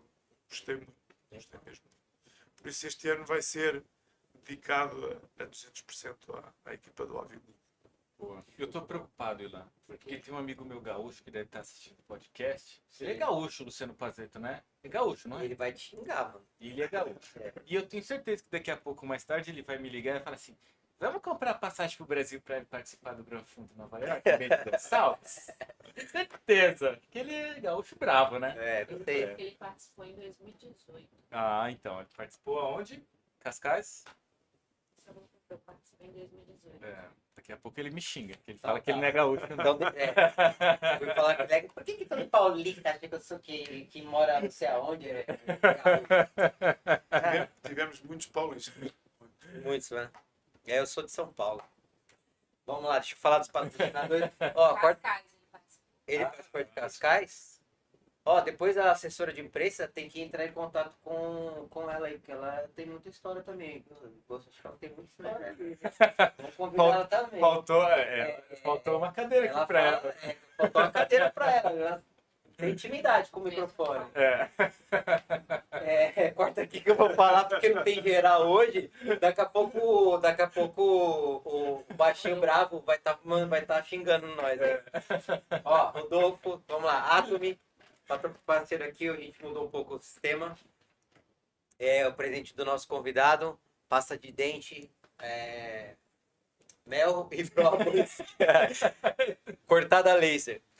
Presente aqui, ó, pro nosso convidado, Américo Silva, o presente da Atomy. Obrigado. Tá? Rodolfo Kitzinho de Barros. viagem, pra quando você for ali no aviãozinho da TAP, né? Tá prometido. Vai lá escovando ele. Se for de graça, ele vai. Rock Solid Airwear. Só entrar lá no site, tá lá o cupomzinho lá. Vamos falar do cupom, né? Eu falei que não tinha, mas Você não quis Não queria renovar. voltar atrás? voltei atrás. Qual que é? Latitude 25. Latitude 25 é o cupom. Eu tô no site bonzinho. www.rocksolid.com.br. Tem um desconto lá de 25% para os seguidores do nosso canal. Isso. Só homens Se inscreve no canal, por favor, lá no YouTube. no YouTube, exatamente. E procure a gente no Instagram e também no Spotify, né? Spotify. No seu podcast favorito lá no Spotify. E E lembrando que semana que vem é no sábado. sábado? Sábado, Sábado, exatamente. Dia Semana que vem, 28. no sábado, se não me engano, às 17 horas. exatamente. Nós vamos falar de construção civil. Isso, com o Paulo. Com Paulo. Paulo. Exatamente. É isso aí. Américo, muito obrigado pela sua participação.